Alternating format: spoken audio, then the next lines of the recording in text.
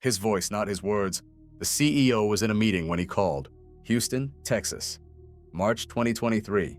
Sarah Chen, Chief Financial Officer of Meridian Energy Solutions, receives a call from her boss. The caller ID shows his name. The voice is unmistakable. That slight Boston accent, the way he clips his words when he's stressed. He needs a wire transfer. $2.3 million. A confidential acquisition. The board doesn't know yet. Time sensitive. The window closes in 40 minutes. Sarah has worked with David Morrison for 11 years. She knows his voice better than her husband's. She authorizes the transfer. 18 minutes later, the real David Morrison walks out of his meeting. He hasn't made a phone call in 3 hours. The money is already gone. For 26 months, a network operating across 4 countries used artificial intelligence to clone the voices of corporate executives. 3 seconds of audio, a conference presentation, a YouTube interview, a podcast appearance was enough to create a perfect replica. $847 million stolen from 341 companies. Not through hacking, not through malware, through trust. This is the story of Operation Echo Chamber and the 3-second audio clip that built an empire of fraud. Voice cloning technology existed for years in research labs. By 2021, it was available to anyone with a laptop. The software works through deep learning. Feed it audio samples of a target voice, the AI analyzes pitch patterns, speech rhythms, vocal tics, breathing patterns. Given enough data, it learns to generate new speech that sounds identical to the original. Early versions needed 30 minutes of sample audio. By 2022, the technology needed 3 seconds. 3 seconds of someone speaking that's captured from any public source, and the AI could make them say anything. The legitimate applications were obvious. Accessibility tools, entertainment, preserving voices of the deceased. The criminal applications were obvious too. Viktor Petrov saw them first. Petrov was 34 years old, Ukrainian by birth, educated in computer science at Kyiv Polytechnic. He'd worked legitimate jobs in tech, software development, AI research, cybersecurity consulting. He'd also spent 3 years in prison for bank fraud. When he got out in 2021, the world had changed. AI tools that seemed like science fiction were now open source. Voice cloning, face generation, real-time deepfakes. Petrov didn't see technology, he saw infrastructure. His first experiment was small. He found a YouTube video of a mid-level executive at a Ukrainian shipping company. Cloned his voice, called the accounts payable department claiming to be that executive, requesting an urgent payment to a new vendor. $12,000 wired within an hour. The company never reported it, too embarrassed, too small to investigate. Petrov had proven concept. But Ukraine was limited. Small companies, small payments, high risk of recognition. He needed to go bigger and further from home. In early 2022, Petrov relocated to Kyiv's tech underground and began recruiting. He needed voice engineers, people who could optimize the cloning process, reduce artifacts, match emotional inflection. He found them in gaming communities, audio production forums, AI research circles. He needed intelligence gatherers, people who could research targets, identify vulnerabilities, map corporate structures. He found them among former journalists, private investigators, corporate espionage veterans. He needed social engineers, people who could execute calls, handle unexpected questions, maintain composure under pressure. He found them in call centers, sales operations, acting communities. Within 6 months, he had 23 people across 4 countries. Ukraine, Moldova, Romania, Serbia, all working on a single project. Stealing American corporate money through American executive voices. The target selection was methodical. Petrov's team focused on companies between 100 million and 2 billion in revenue. Large enough to move significant money quickly, small enough to lack sophisticated fraud detection. They avoided banks, defense contractors, government agencies, too much security, too much scrutiny.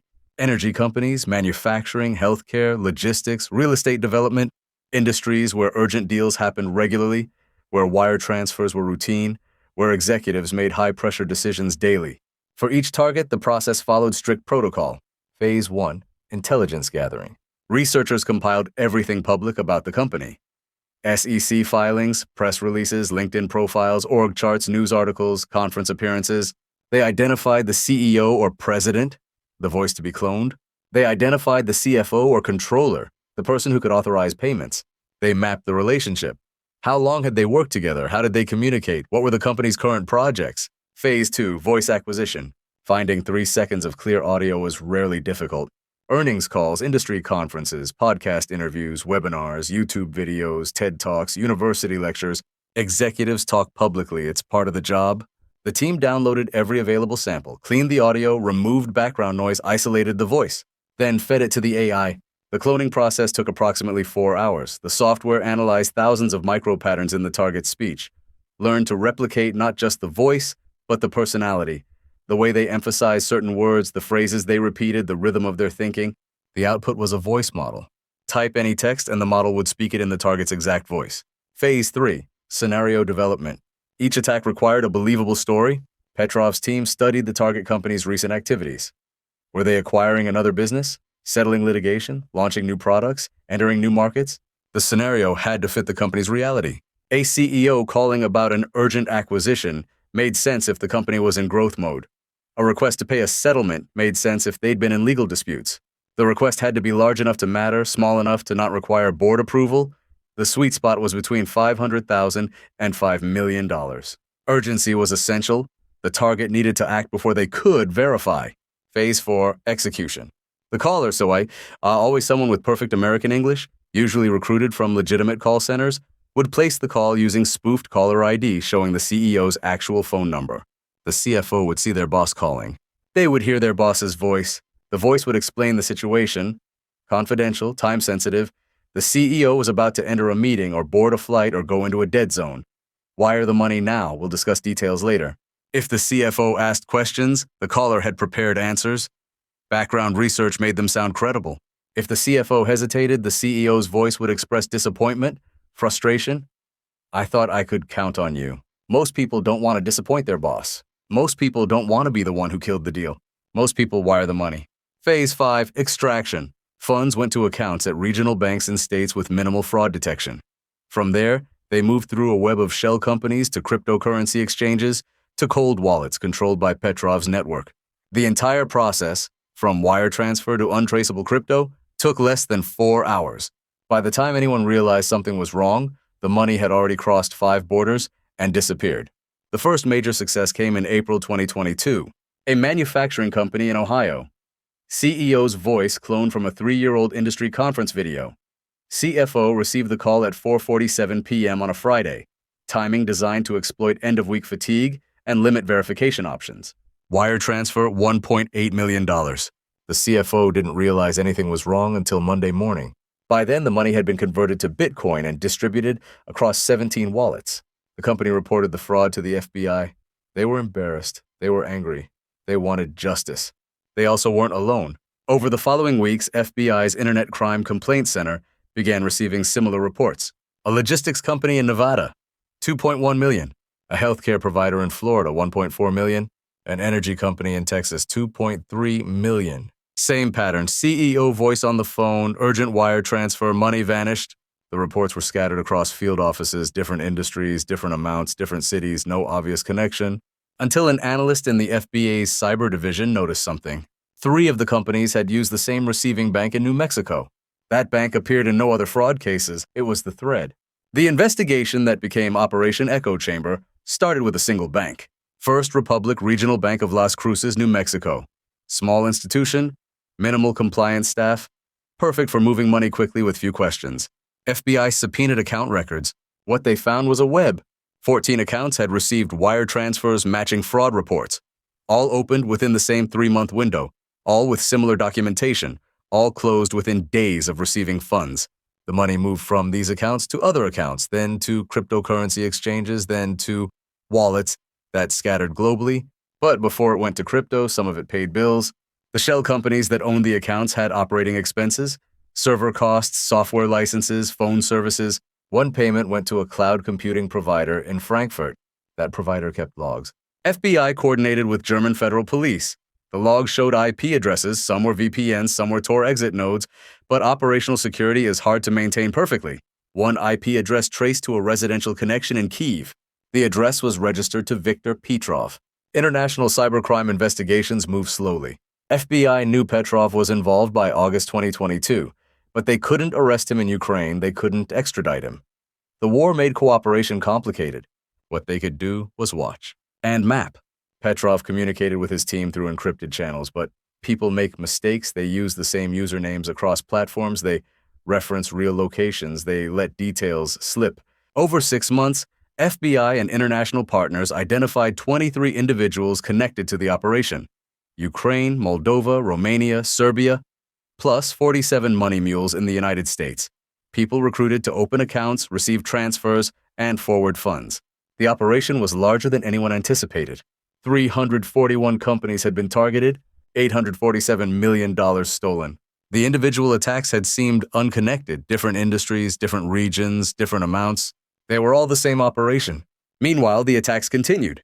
FBI faced a dilemma: arrest the mules now and tip off leadership, or wait, gather more evidence and let more companies get victimized. They chose to wait, but they also chose to warn. In March 2023, FBI issued a private advisory to corporate security officers: voice cloning fraud, verification procedures, warning signs. The advisory was confidential, not public. Someone leaked it. Petrov saw the warning within 48 hours. He knew they were watching. He didn't stop. He accelerated. In the 2 weeks following the leak, his team executed 23 attacks. Rush jobs, less preparation, more risk. They were trying to extract maximum value before the window closed. 11 of those 23 succeeded. $47 million in 2 weeks. Then Petrov made a mistake. One of his callers was good. Too good. A former actor named Dmitry who joined the operation in Romania.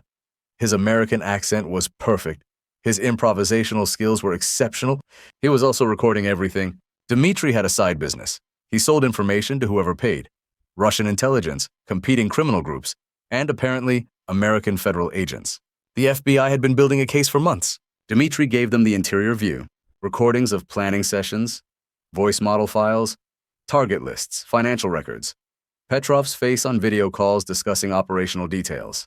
The evidence was overwhelming, but Petrov was still in Ukraine. Getting him out required creativity. In September 2023, FBI arranged an operation with multiple international partners. The official story involved cryptocurrency conference in Prague, a speaking opportunity for an AI researcher matching Petrov's profile. Petrov was flattered and careless. He crossed into Czech Republic on September 14th. Czech police were waiting. The arrest made no headlines. Petrov was held on preliminary charges while FBI prepared extradition paperwork. The process would take months, but the arrest triggered the larger operation. With the leader in custody, FBI moved on everyone else simultaneously. September 21st, 2023. Raids across 4 countries. In Romania, local police arrested 7 individuals at a co-working space in Bucharest. The office was actually an AI voice processing center. Servers contained voice models for over 200 executives. In Serbia, authorities found a call center operating from a suburban house in Belgrade. Recording equipment, scripts, target research files. In Moldova, 3 money handlers were arrested at their homes. Account records showed the flow of funds through their personally controlled companies. In the United States, 47 money mules were arrested across 19 states. Most were small players, people who'd been recruited online, promised easy money for processing payments. Some didn't fully understand what they'd been part of. Some did. Marcus Williams was a 31-year-old accountant in Albuquerque. He'd opened 14 bank accounts for the operation.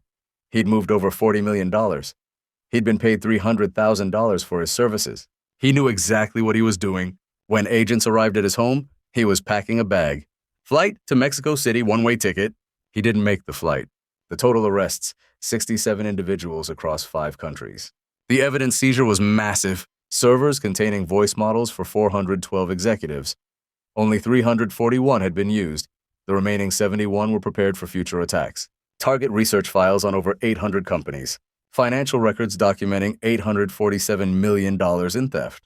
Training materials teaching new recruits how to be American executives.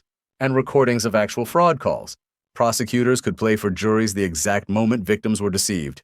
The CEO's voice, perfect, indistinguishable from real, asking for money that would never return. Viktor Petrov was extradited to the United States in February 2024. His trial began in June. The defense attempted technical arguments. The voice cloning was sophisticated. How could anyone be expected to detect it? The victims weren't negligent, they were facing technology beyond their ability to counter. The prosecution agreed with part of this. The victims weren't stupid. They were deceived by technology specifically designed to exploit human trust. That made it worse, not better. Petrov had industrialized fraud, built systems, recruited teams, scaled operations. He wasn't an opportunistic criminal. He was a criminal entrepreneur. The jury deliberated for 6 hours. guilty on 147 counts, wire fraud, conspiracy, money laundering, identity theft. The judge sentenced him to 47 years. He was 36 years old. He will likely die in federal prison. The other sentences varied.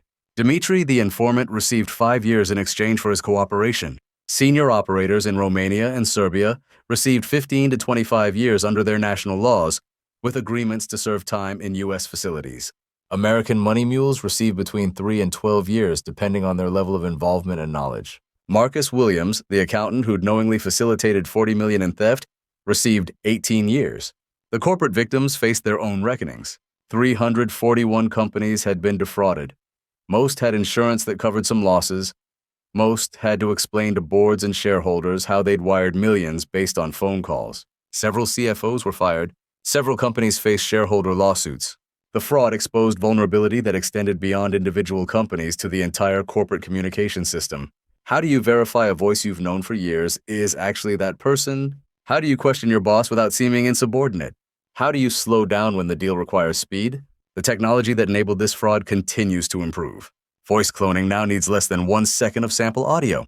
Real-time voice conversion can make anyone sound like anyone during live calls. Detection tools exist but lag behind generation capabilities. What cost Petrov's operation $847 million can now be replicated by a teenager with free software. The FBI advisory that leaked in March 2023 has since been published publicly. Verify wire requests through separate channels, call back on known numbers, establish code words for sensitive transactions. Be suspicious of urgency. Good advice. Hard to follow when your boss's voice is telling you to act now. The investigation continues. Not into Petrov's network, that's dismantled, but into the ecosystem that enabled it.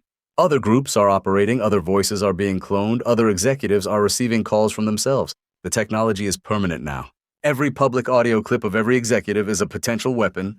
Every earnings call, every interview, every conference speech. Their voices are already stolen. The only question is whether anyone has built a model yet.